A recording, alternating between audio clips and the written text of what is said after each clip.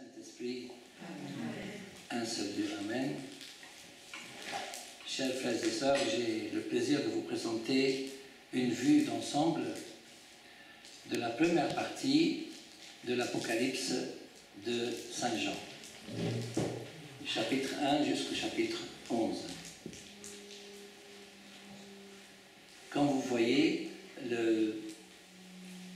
l'Apocalypse, on peut le diviser en 7 parties. La première partie commence par l'Église sur terre et la dernière partie se termine par l'Église au ciel. Et entre l'Église sur terre et l'Église au ciel, il y a les 7 sceaux, il y a les 7 trompettes, il y a la femme, le dragon et les 2 bêtes, il y a les 7 fléaux, on appelle aussi les 7 coupes, et il y a la chute de Babylone et le règne du Christ. Aujourd'hui, nous allons prendre les 3 premières parties qui font la moitié du livre de l'Apocalypse de Saint Jean, ça veut dire du chapitre 1 jusqu'au chapitre 11. Chapitre 1 commence par la révélation de Jésus-Christ, qu'il a fait connaître par l'envoi de son ange à son serviteur Jean. Donc Dieu a envoyé son ange à Saint Jean. Ce qui est très important à savoir, c'est que dans le livre de l'Apocalypse, il y a une triple bénédiction qu'on ne trouve pas dans aucun autre livre biblique. Il y a une bénédiction à celui qui lit, c'est écrit « Heureux celui qui lit », ça veut dire le fait de lire l'Apocalypse, c'est une bénédiction. Et ceux qui écoutent les paroles de la prophétie, le fait d'écouter seulement la lecture de l'Apocalypse, c'est une bénédiction, et garde ce qui s'y trouve écrit. Donc, celui qui lit, celui qui écoute et celui qui garde ce qui s'y trouve dans l'Apocalypse peut obtenir une triple bénédiction qu'on ne trouve jamais dans aucun autre livre biblique. Salutations aux 7 églises.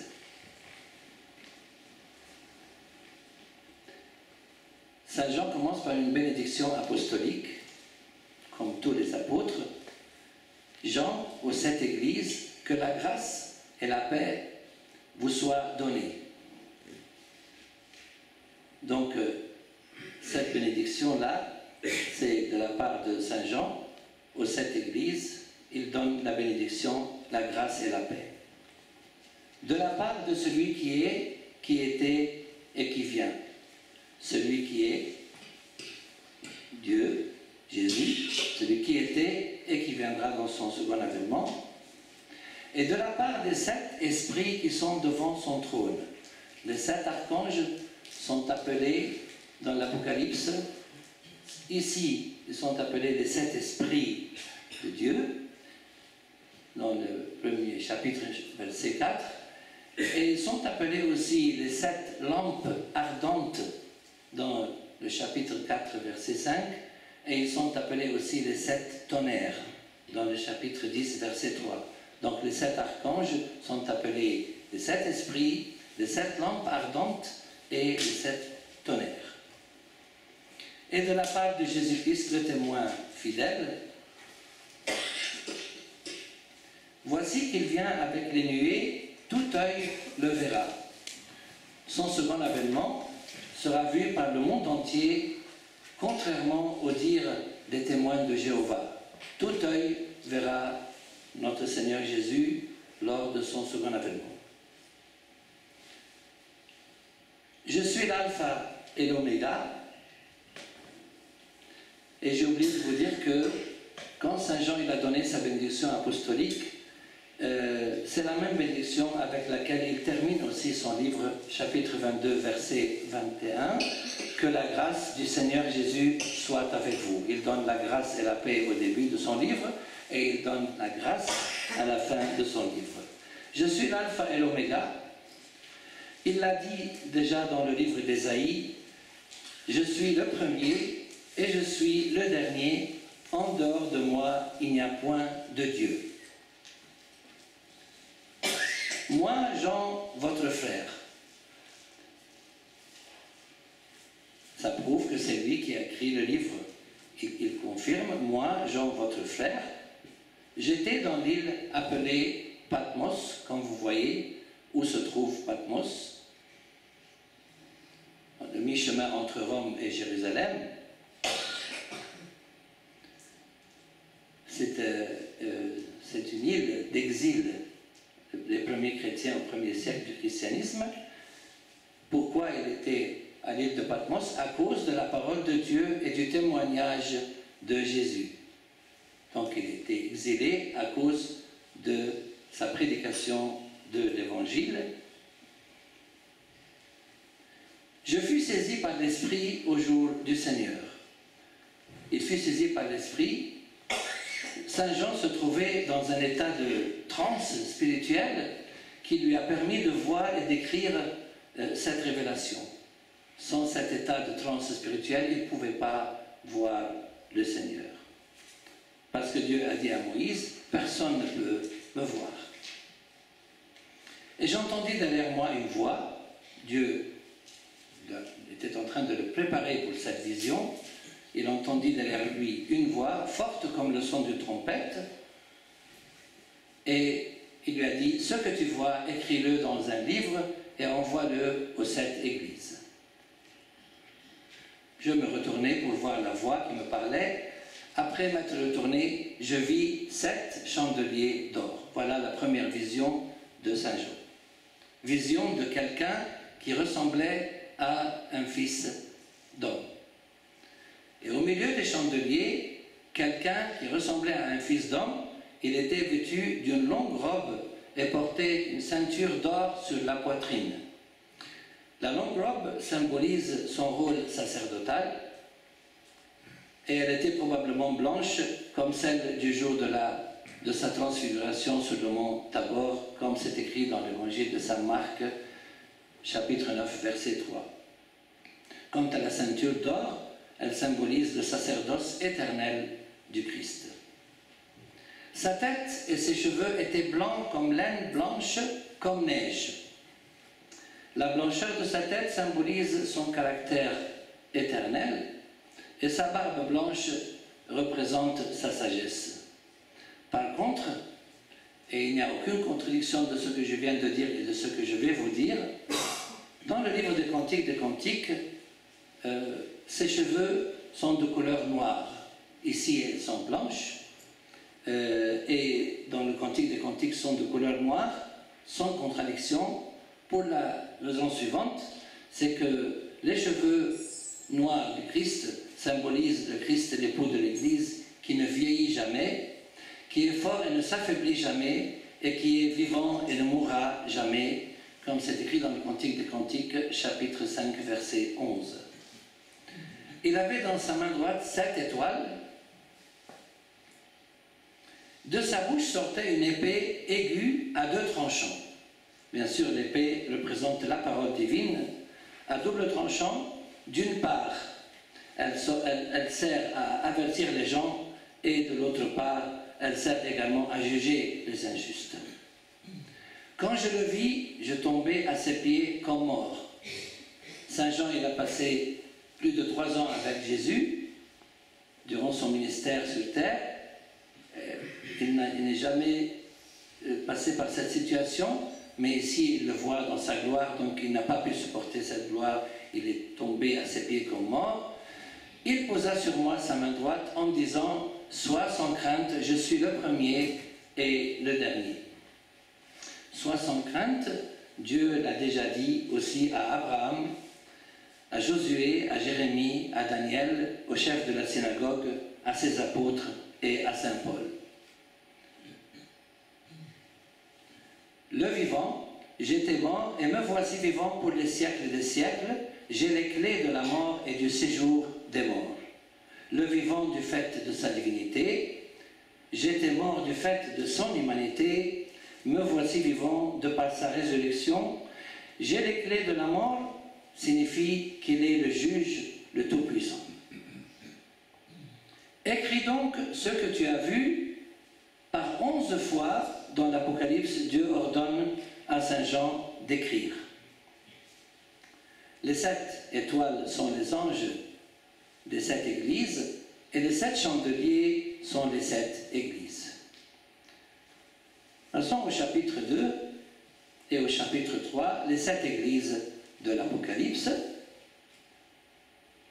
Comme vous le voyez, Éphèse, Smyrne, Pergame, Thyatire, Sardes, Philadelphie et Laodicée.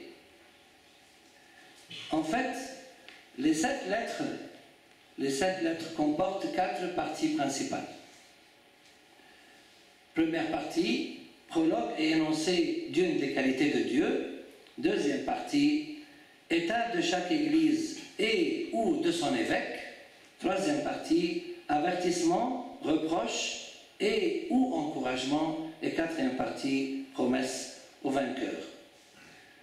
Bien sûr, on ne pourra pas prendre mot à mot ce qui est écrit aux 7 églises de l'Apocalypse, mais on va prendre un résumé de l'état de chaque église et des solutions proposées.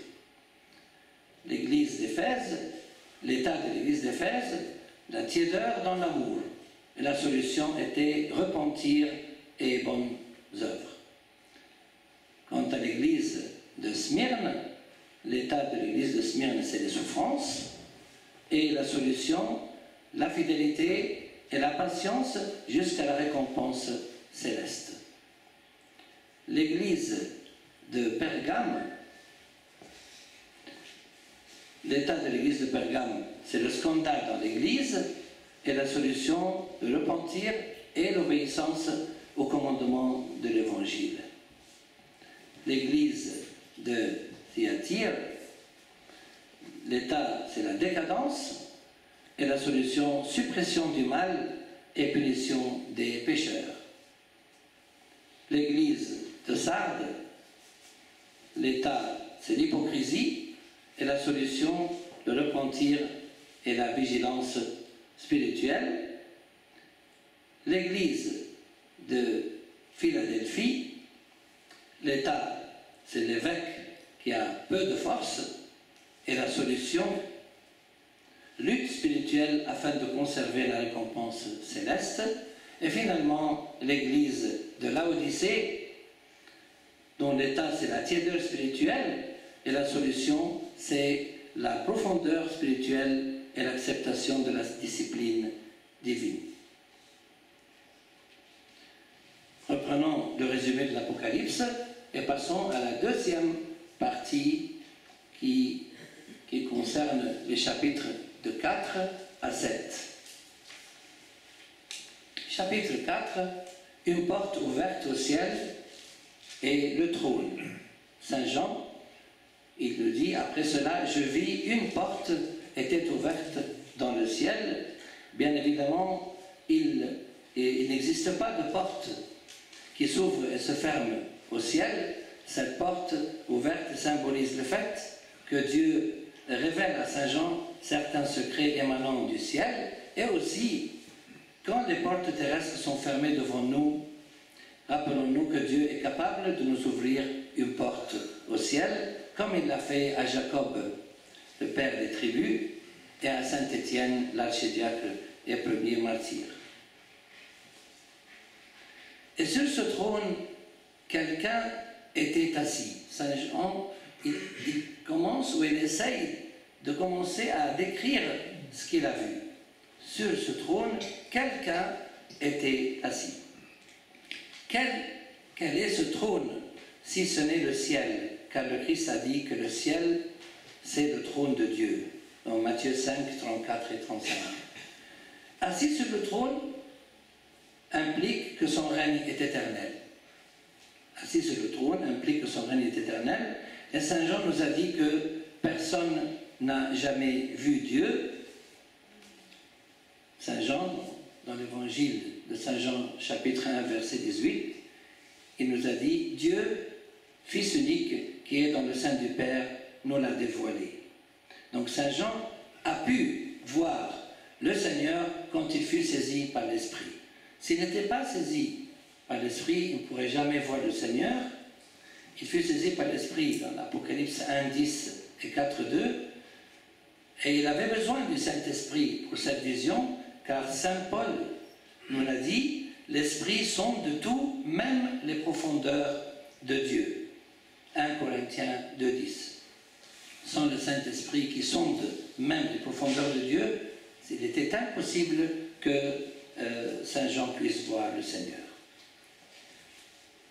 Celui qui siégeait avait l'aspect d'une pierre de jaspe et de sardoine. C'est ce qu'il a pu nous dire.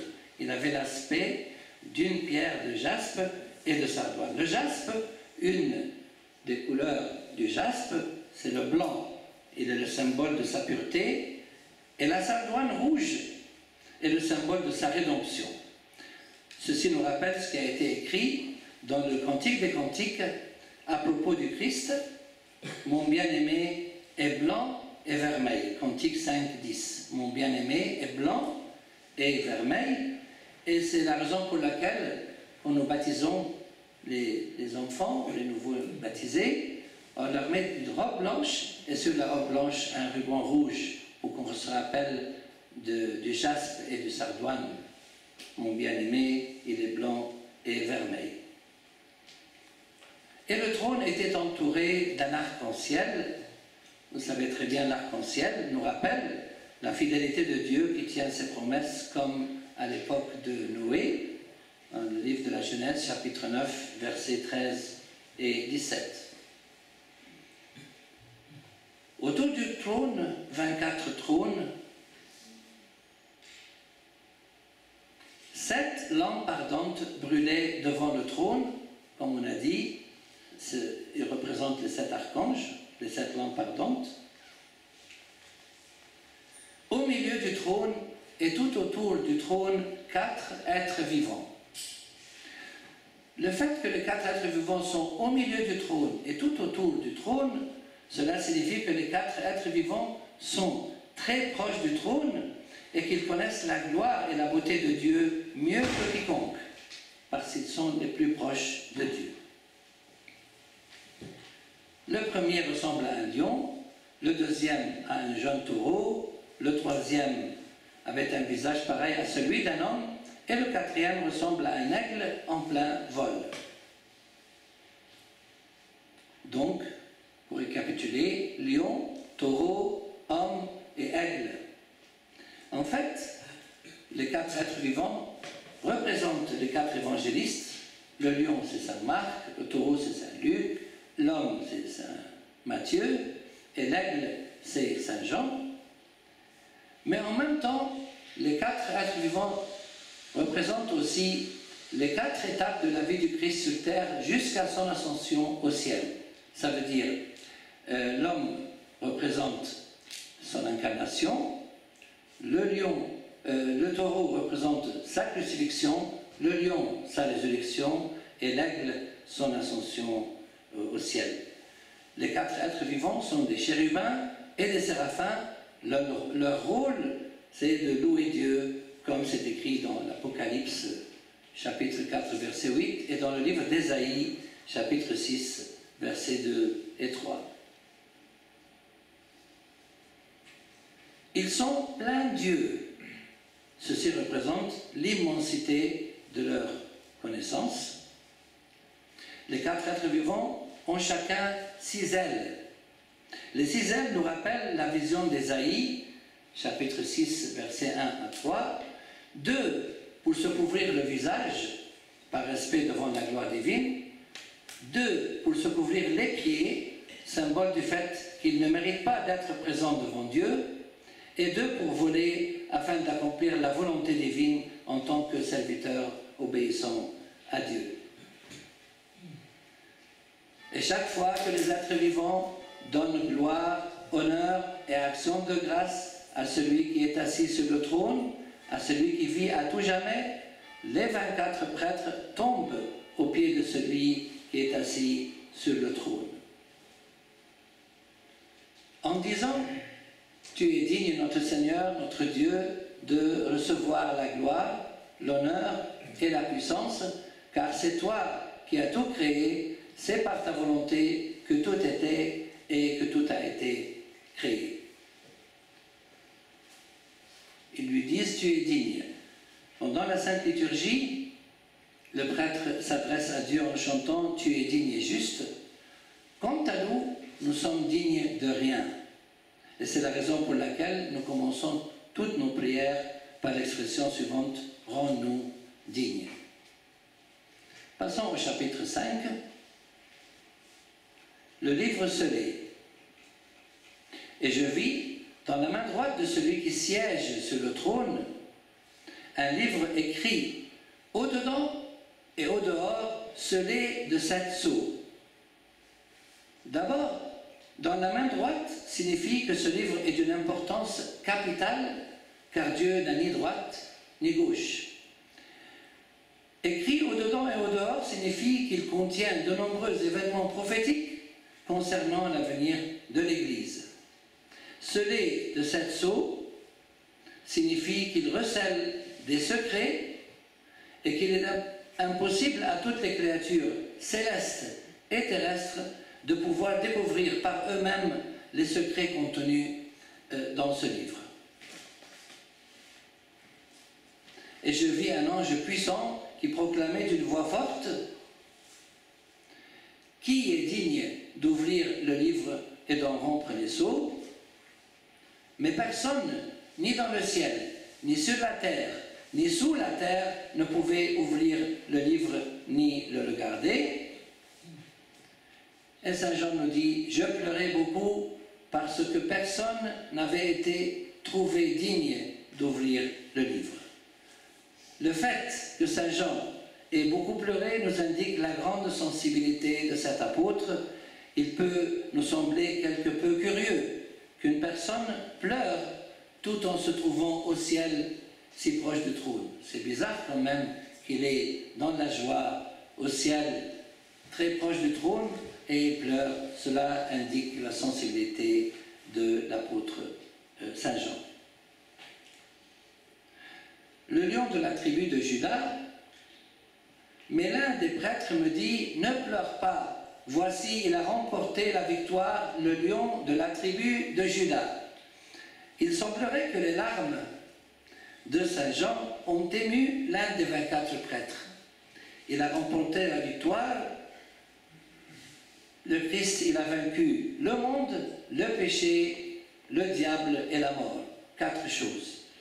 Il a vaincu le monde quand il nous a dit « Prenez courage, j'ai vaincu le monde ». Jean 16, 33. Il a vaincu le péché quand il nous a dit « Qui de vous me convaincra de péché ?» Jean 8, 46. Et il a vaincu bien sûr le diable quand il nous a dit « Je voyais Satan tomber du ciel comme l'éclair ». Quand est-ce que Satan est tombé du ciel comme l'éclair? Les 3 chutes du diable, on va les voir la prochaine fois. Mais une des 3 fois quand le Christ fut crucifié, Luc 10, 18, et il a vaincu aussi la mort, c'est lui qui a détruit la mort, comme saint Paul nous l'a dit dans sa 2e épître à Timothée, chapitre 1, verset 10. Pourquoi le Christ est-il comparé à un lion? Pour 2 raisons, du fait de sa puissance et du fait de sa royauté. Le rejeton de David, il ouvrira le livre et les 7 sceaux. Le Christ, il est le rejeton de David en ce qui concerne sa divinité. Vous pouvez trouver ça aussi dans le livre de l'Apocalypse, comme nous venons de le dire, chapitre 5, verset 5. Et Saint Jean, il a vu aussi un agneau. Il a dit, alors je vis un agneau debout. Debout, car le Christ est vivant, il a vaincu la mort par sa résurrection. Mais ce n'est pas fini. Qui semblait immolé, il avait 7 cornes et 7 yeux. Qui semblait immolé car il est mort pour notre salut. Et pourquoi le Christ est-il comparé à un agneau? En fait, le Christ est comparé à un agneau pour 4 raisons. Première raison, Saint Jean-Baptiste a mentionné que le Christ est l'agneau de Dieu qui enlève le péché du monde. Jean 1, 29. Deuxième raison, car l'agneau est doux, et le Christ a dit « Laissez-moi vous instruire, car je suis doux et humble de cœur » Matthieu 11, 29. Troisième raison, car l'agneau, présenté comme sacrifice dans l'Ancien Testament, se devait d'être sans défaut, comme dans la première épître de Saint Pierre, chapitre 1, versets 18 et 19. Et quatrième raison, car le Christ fut mené à abattoir, c'est-à-dire à la croix, sans résistance, tel un agneau. Ésaïe 53, 7. Il avait 7 cornes et 7 yeux. Cela signifie qu'il est le Tout-Puissant, les 7 cornes, symbole de la puissance, et aussi 7 yeux dont la connaissance est infinie. Il avança pour recevoir le livre de la main droite de celui qui était assis sur le trône. Et quand il eut reçu le livre, les 4 êtres vivants et les 24 prêtres se prosternèrent devant l'agneau. Nous voyons ici que le Christ, il a accepté la prosternation et l'adoration, preuve de sa divinité. Et après, on entend parler que chacun des 24 prêtres, chacun tenait une harpe et des coupes d'or pleines d'encens qui sont les prières des saints. Les coupes d'or pleines d'encens indiquent l'intercession des 24 prêtres en notre faveur devant Dieu. Il y a ici une question qui s'impose: pourquoi les prières des saints sont-elles assimilées à de l'encens? En fait, pour 4 raisons. L'encens s'élève vers le ciel, l'encens possède une odeur agréable, l'odeur de l'encens se dégage uniquement lorsqu'on le brûle, et l'encens chasse les mauvaises odeurs. Il chantait un chant nouveau.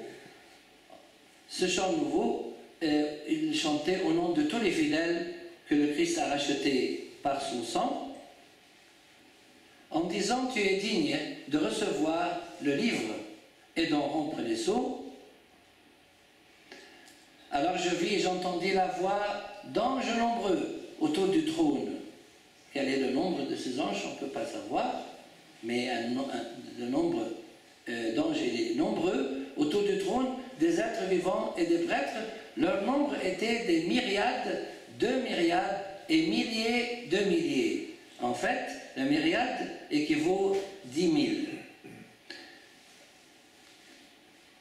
Il proclamait d'une voix forte: il est digne, l'agneau immolé, de recevoir puissance, richesse, sagesse, force, honneur, gloire et bénédiction.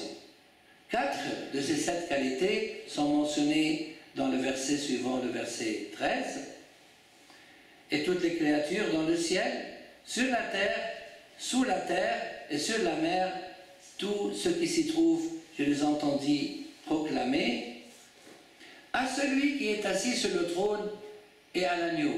Que veut dire ce verset? À celui qui est assis sur le trône et à l'agneau. En fait, il ne s'agit pas de 2 dieux, mais un seul Dieu qui est à la fois Dieu et l'agneau de Dieu. La bénédiction, l'honneur, la gloire et le pouvoir pour les siècles des siècles, et les 4 êtres vivants disaient Amen, et les prêtres se prosternèrent et adorèrent. En fait, les 24 prêtres se prosternèrent devant Dieu 4 fois dans le livre de l'Apocalypse. La première fois dans Apocalypse 4, 10, la deuxième fois ici, Apocalypse 5, 14, la troisième fois, Apocalypse 7, 11, et la 4e et dernière fois, Apocalypse 11, 16. Passons au chapitre 6 de l'Apocalypse. Les 6 premiers sceaux. Saint Jean nous dit: alors, je vis le premier sceau, qui est le cheval blanc.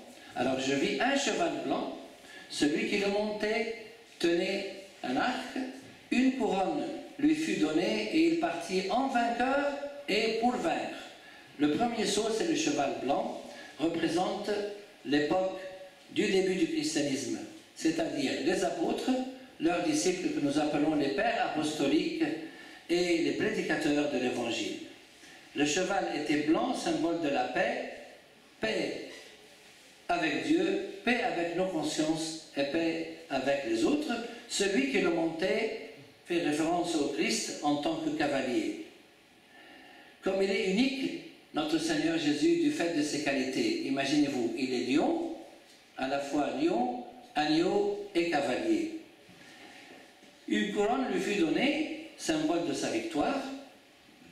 Il est parti en vainqueur par sa résurrection et par ses disciples, et il est parti pour vaincre, c'est-à-dire que sa victoire demeure éternellement. Passons au deuxième sceau. Alors surgit un autre cheval, rouge feu. Celui qui le montait fut donné le pouvoir d'ôter la paix de la terre, et il lui fut donné une grande épée. Le deuxième sceau, c'est le cheval rouge feu. Il représente les périodes de persécution des premiers chrétiens durant les 3 premiers siècles sous le règne de l'Empire romain. Celui qui le montait, c'est le diable. Il lui fut donné une grande épée. Cette épée représente cette longue période de persécution qui prit fin seulement et provisoirement, parce que nous sommes persécutés jusqu'à nos jours, mais à cette époque, elle prit fin sous le règne de l'empereur Constantin le Grand, qui promulgua l'édit de Milan en l'année 313 après Jésus-Christ. Le troisième sceau, le cheval noir. Alors je vis un cheval noir, celui qui le montait tenait une balance à la main.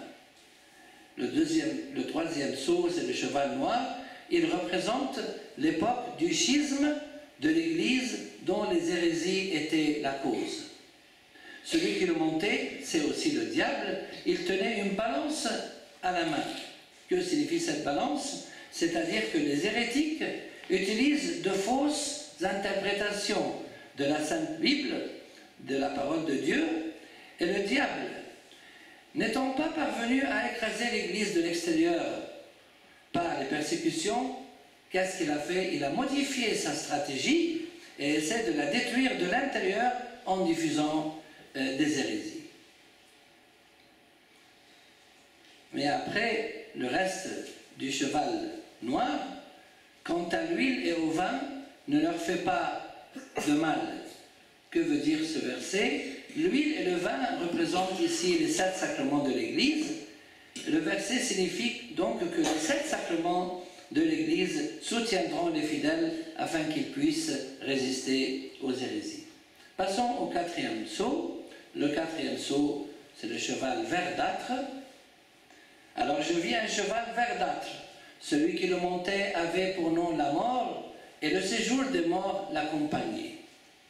Le 4e sceau, le cheval verdâtre, cette hérésie se concentre sur les apparences des pratiques spirituelles. Elle n'est motivée ni par la pureté du cœur, ni par l'œil saint. Celui qui le montait s'appelle la mort, pour une raison importante, car il renie la divinité du Christ. Pouvoir leur fut donné sur le quart de la terre. Cette expression représente le nombre d'adeptes de cette hérésie qui constitue le quart de la population mondiale de la planète, pour tuer par l'épée, par la famine, par la mortalité et par les bêtes sauvages de la terre. Cela signifie que la propagation de cette hérésie ne se fera pas par la prédication, ni par le dialogue, ni par la conviction. Quant au 5e sceau, quand il ouvrit le 5e sceau, je vis sous l'autel des âmes de ceux qui avaient été immolés à cause de la parole de Dieu. En fait, le 5e sceau évoque les esprits des martyrs qui ont été tués du fait de leur prédication de la bonne nouvelle, l'Évangile. Le fait qu'ils criaient d'une voix forte, ces martyrs, représente leur hâte de voir la justice divine s'accomplir contre les injustes. Quant au 6e sceau, voici que je vis ce que je vis quand il ouvrit le 6e sceau. Il y eut un grand tremblement de terre, le soleil devint noir comme une étoffe de crin, et la lune entière devint comme du sang. Le 6e sceau représente littéralement les événements qui vont précéder la fin du monde, mais symboliquement, il représente aussi la chute de nombreuses personnes soumises à l'athéisme, au matérialisme d'une part, et d'autre part la chute des hérétiques et des apostats. Passons au chapitre 7. les 5 anges, ils sont 4 et 1. Après cela, je vis 4 anges debout, aux 4 coins de la terre. Et je vis un autre ange qui montait du côté du soleil, levant, et qui tenait le sceau du Dieu vivant. Il cria aux 4 anges. Cet autre ange qui montait du côté du soleil, la plupart des interprètes sont d'avis que cet ange est le Seigneur Jésus, car d'une part il tenait le sceau du Dieu vivant, et d'autre part il donnait ses ordres aux 4 anges. Qu'est-ce qu'il a dit aux 4 anges? Ne faites pas de mal à la terre, ni à la mer, ni aux arbres, jusqu'à ce que nous ayons marqué du sceau le front des serviteurs de notre Dieu. C'est-à-dire, ne faites pas de mal au monde qui est formé de la terre et de la mer. Quand il dit ne faites pas de mal à la terre ni à la mer, ça veut dire ne faites pas du mal au monde, parce que le monde est composé de terre et mer, de peur que ce mal atteigne les fidèles qui sont représentés ici par les arbres. Les fidèles, dans la Bible, sont représentés par des arbres, particulièrement les oliviers, comme le psaume 52, 10, les palmiers et les cèdres du Liban, comme dans le psaume 92, 13 et 14. Donc ne faites pas du mal aux arbres, ça veut dire aux fidèles. Les 144 000 marqués du sceau sur le front, et j'entendis le nombre de ceux qui étaient marqués du sceau, 144 000. En fait, 144 000 est un chiffre symbolique qui représente la multitude des fidèles depuis le début de la création jusqu'à la fin des temps. Le chiffre 144 000 est le résultat de la multiplication de 12 fois 12 fois 1000. Les 12 sont les 12 tribus d'Israël qui représentent tous les saints de l'Ancien Testament, et les 12 autres représentent les 12 apôtres qui représentent tous les saints du Nouveau Testament, et le chiffre 1000, c'est un chiffre parfait qui représente la multitude. Ça veut dire, ceux qui seront marqués du sceau sont tous les saints de l'Ancien et du Nouveau Testament. Et le chiffre 12, en lui-même, il est le résultat de la multiplication de 3 fois 4. Il représente l'ensemble des fidèles qui ont cru à la Sainte Trinité, ça c'est le 3, et qui sont élus des 4 coins du monde, Apocalypse 7, 1. De toutes les tribus des fils d'Israël, et il a vu aussi une foule innombrable devant le trône.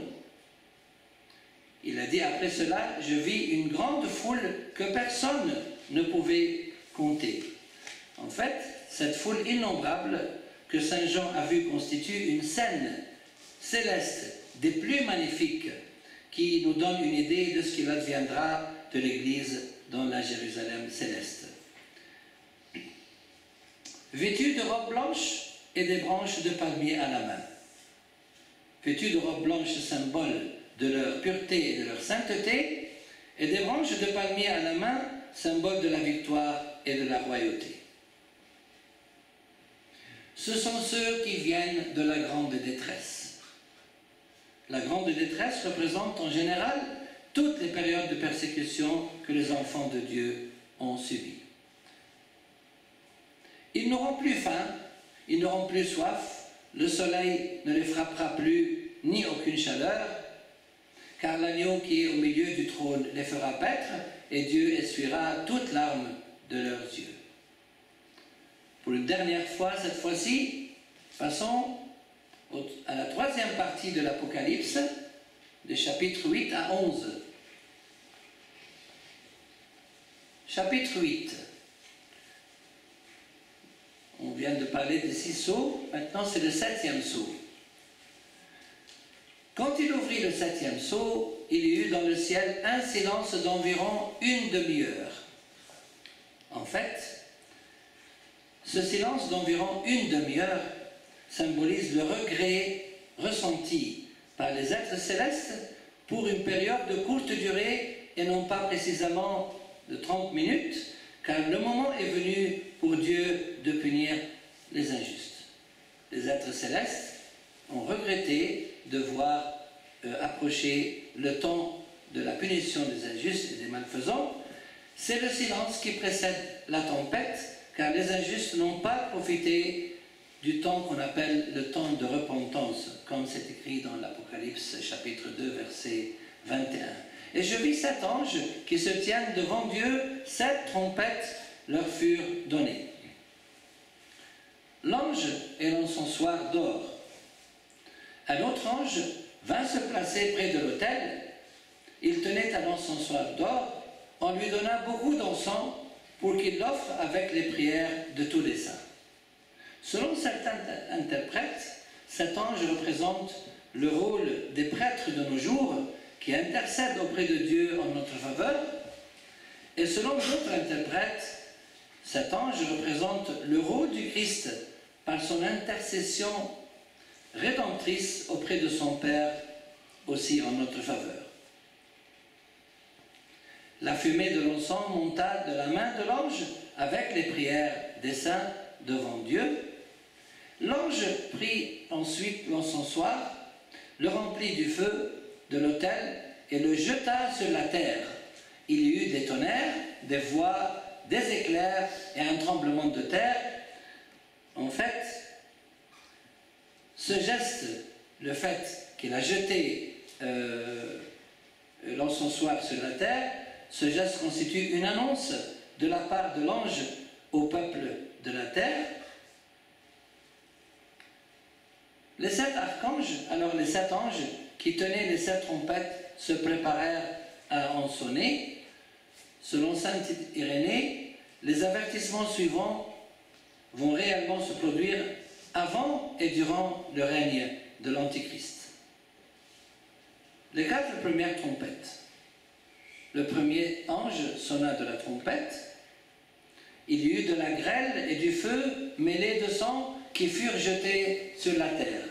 La première trompette, Dieu détruit le tiers des arbres et toute herbe verte qui constitue la source principale de nourriture des êtres humains et des animaux, ce qui conduira à la famine et à la sécheresse dans plusieurs pays.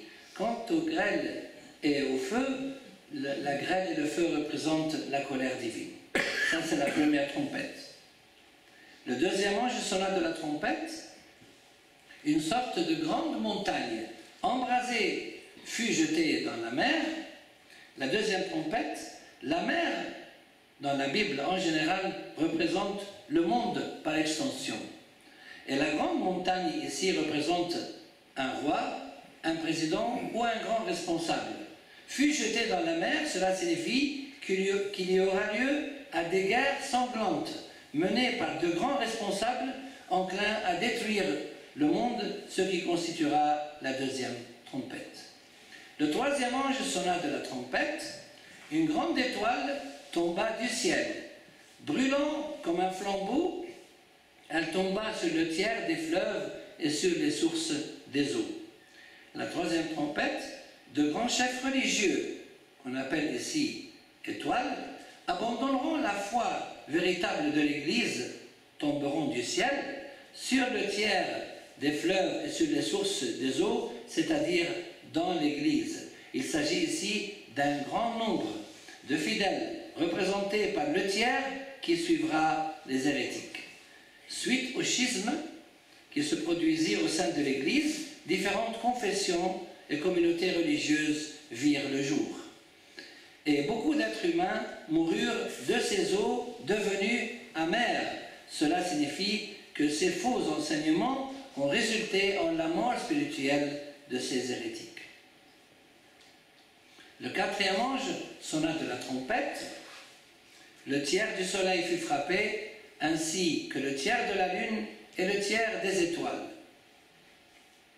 La quatrième trompette, il adviendra un obscurcissement des pensées, de la connaissance, du comportement et des valeurs spirituelles d'un grand nombre de personnes. Passons au chapitre 9, la cinquième et la sixième trompette. Dans le chapitre 8, on a pris les 4 premières trompettes. Le chapitre 9, c'est la 5e et la 6e trompette. Le 5e ange sonna de la trompette. Il nous parle ici d'une étoile. Une étoile qui est tombée du ciel sur la terre. Qui est cette étoile? Cette étoile représente un ange qui est descendu du ciel selon les ordres du Christ pour relâcher Satan dans les derniers temps. Un ange descend du ciel selon les ordres du Christ pour relâcher Satan dans les derniers temps. Cette étoile, ça veut dire cet ange, cette étoile, elle ouvrit le puits de l'abîme. Il monta du puits une fumée. La 5e trompette, les hérésies, les aberrations que Satan va mettre en œuvre dans les derniers temps vont empêcher un grand nombre de personnes de voir la lumière du Christ, le soleil, et de croire en lui. C'est l'air. Comme vous voyez, de la fumée des sauterelles sortir sur la terre. Le soleil et l'air furent obscurcis par la fumée du puits. De la fumée des sauterelles sortirent sur la terre. Ces sauterelles, en fait, représentent les diables ainsi que les fausses doctrines qui vont se répandre dans le monde dans le but d'égarer bon nombre de personnes à la fin des temps.